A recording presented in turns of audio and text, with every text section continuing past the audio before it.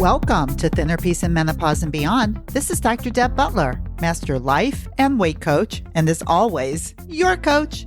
Today's episode number 167. I want to talk seriously to you. No, I really do. I want to talk to you about what you think self-care is and what I think self-care is. Stay tuned. Hi, everybody. How are you today? It's a beautiful day in the beginning of summer, and I don't know about you, but we've had a lot of rain. You might have heard about all the rain in the Midwest. And I'll tell you what, the thing for me about all of this rain is I know that it's a problem, but it's also a personal problem for me, and I'm going to tell you why. All my hiking trails are flooded. I love to walk. I even love to walk in the rain. But I don't like to walk in floods, and they are flooded. They're closed. Lots of these hiking trails are closed. So that does not make me happy. And knowing that the rain is probably a bigger problem than any of us want to talk about, I'm not going to get into that right now because that's not what this podcast is about. But it is about self-care. That's what I want to talk to you about today, which is why I was talking to you about my walking trails, because one of the things that I like to do most days is to make sure that I get a beautiful walk in the woods and nature, kind of have like a bath forest, like a forest bath. I think I've heard that said before. It's like almost taking a bath in the woods. And that's how it feels to me when I'm walking. It's like I can relax my mind. I can think, I can be creative. And I think it's so important for all of us. And for me, this is part of probably one of the most important self-care acts that I do for myself. But here's what I want to talk to you about today. What do you think self-care even is? One of my really beloved clients who's been with me for a long time, Jeanette, recently sent me an article from Forbes.com by a woman named Tammy Foreman, and she wrote the most beautiful article. I loved it so much, and it's pretty short, that I want to read it to you, and then I want to discuss with you because I think she really hits the nail on the head about what you think self-care is and what self-care really is. So I'm going to read it to you a little bit, and then I want to discuss it with you a little bit. And more than anything, I want you to think about it for yourself, because I have a feeling most of you who are listening are thinking about self-care more as an indulgence and not as much as a self-discipline. And what I want to help you with today is to realize that self-care is something that you have to be disciplined about doing. You have to decide that it's such a high priority for you that you're going to do it no matter what. And then you have to decide, what are those disciplines? So let me read this article to you, and then I'm going to come back and just discuss it a little bit, because I think it's going to give you some great tidbits to think about this week as you learn how to take care of yourself. So here's the article, and it's called Self-Care is Not an Indulgence, It's a Discipline, and it's by Tammy Foreman. Thank you, Tammy. And she starts out by saying, the way self-care is portrayed today is completely and utterly backwards. First, self-care as a concept is almost exclusively aimed at women, generally wealthy white women who can afford the goods and services that get marked to them as self-care. The not so subtle suggestion is that women need to be reminded to care for themselves because, after all, they're so busy taking care of everyone else. And the even less subtle suggestion is that while we should be taking care of ourselves, that doesn't absolve us from taking care of everyone else. Which brings me to the second way that the current portrayal of self-care is backwards. It's characterized as an indulgence. This means both that the practice of self-care is something we are occasionally allowed to indulge in, and that self-care should feel like an indulgence. Think expensive bath products, luxurious chocolates, spa appointments. When we spend more time talking about the self-care power of high-thread count sheets than we do about getting enough sleep, we've wandered pretty far from anything that can be remotely considered healthy for either mind or body. Self-care is not an indulgence. Self-care is a discipline. It requires tough-mindedness, a deep and personal understanding of your priorities, and a respect for both yourself and the people you choose to spend your life with. For example, self-care is turning off the TV instead of watching another episode of The Crown because the alarm is going off at 5 a.m. so you can get to the gym.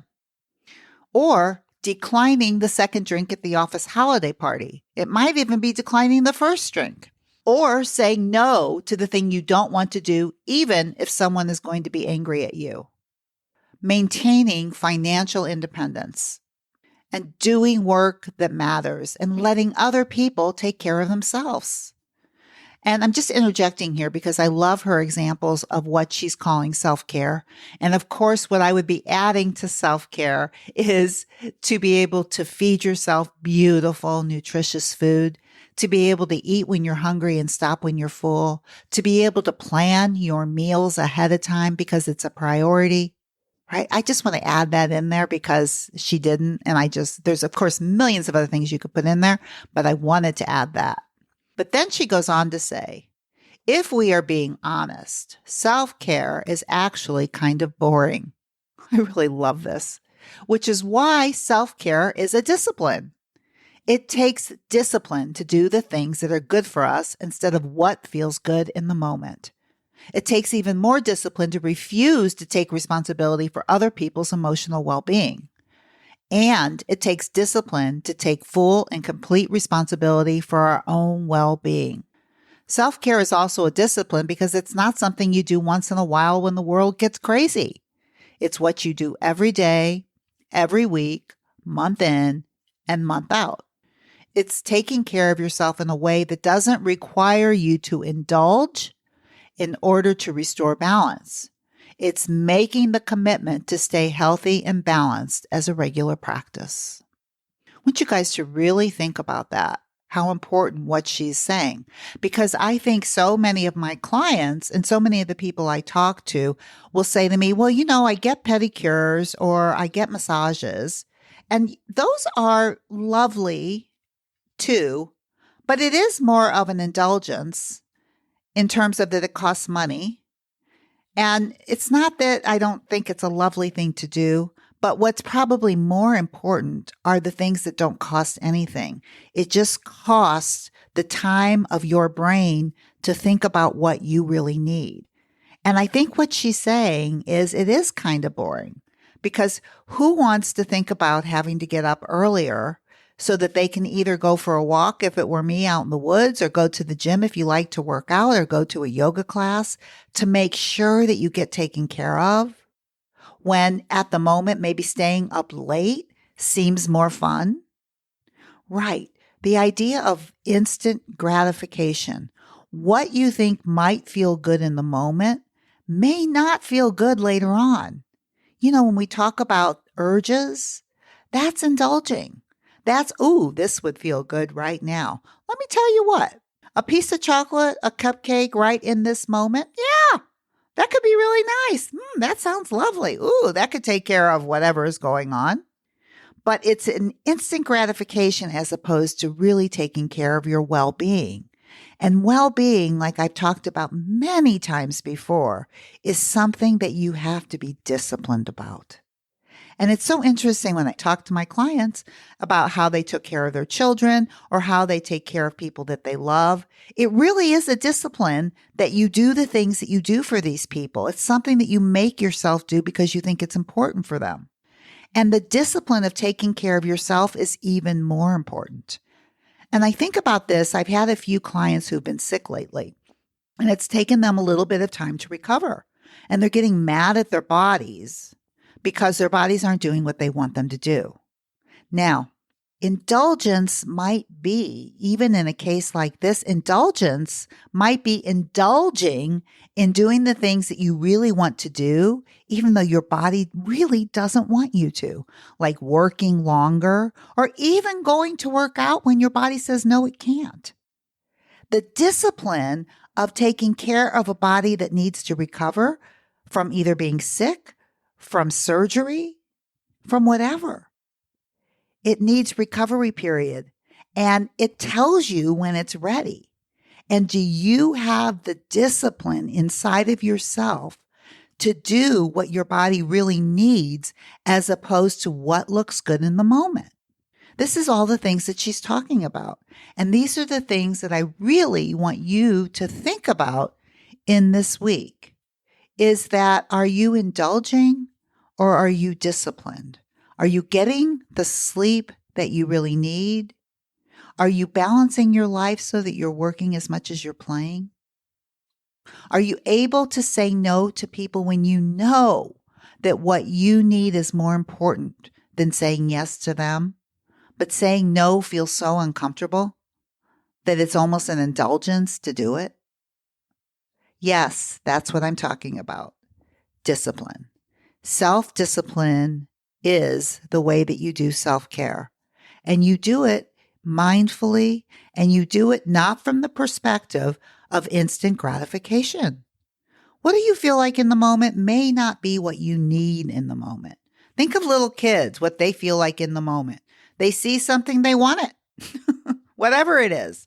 And as a parent, we discipline that by saying, no, sweetheart, that's not good for you right now. That's the discipline that you require from you. I want you to listen to this podcast over and over again, the letter that I read, and I'll actually put it in my show notes if you want to read it, because I think it's that important. And I'm so happy that my client sent it to me because she's one of those people that needs, also like the rest of us, how to discipline ourselves. Because it's really interesting with her. And I have a lot of clients like this too, who love their schedules, who love all the things that they do on their schedules. But even when you love everything that you're doing, even if you think everything that you're doing is fun, you still have to pay attention to when your body says stop. You can only fit so much in, no matter what it is. And your body is the first person that will tell you, you can't do anymore. Do you have the discipline to stop? Do you have the discipline to not put one more thing in your calendar, no matter how fun it looks, because you know it's too much? That's what I'm challenging you to do this week. To not only really undertake self-care, but to realize that you must discipline yourself. And discipline is a practice. Discipline is a practice. Just like if you decide to plan what you're going to be eating, I have a lot of clients who think that it's so hard to plan what they're going to eat. They think that it's so much easier to just do something in the moment. But guess what? What they want in the moment? Nothing that's going to fuel them. And guess what else they want in the moment? They want something that's easy. And easy isn't an apple. For some reason, an easy is a cupcake. It's the way our little heads work, our little minds work. That's not discipline. That's indulging. You can indulge in cupcakes. You can indulge in a busy calendar. You can indulge in too many massages. But the self-discipline of taking excellent care of yourself is what I'm talking to you about, that I would love to see you do this week. Because if you want a thin, healthy, fit body, then self-discipline is the way to get there. And self-discipline is not being mean to yourself. Self-discipline is out of love to yourself.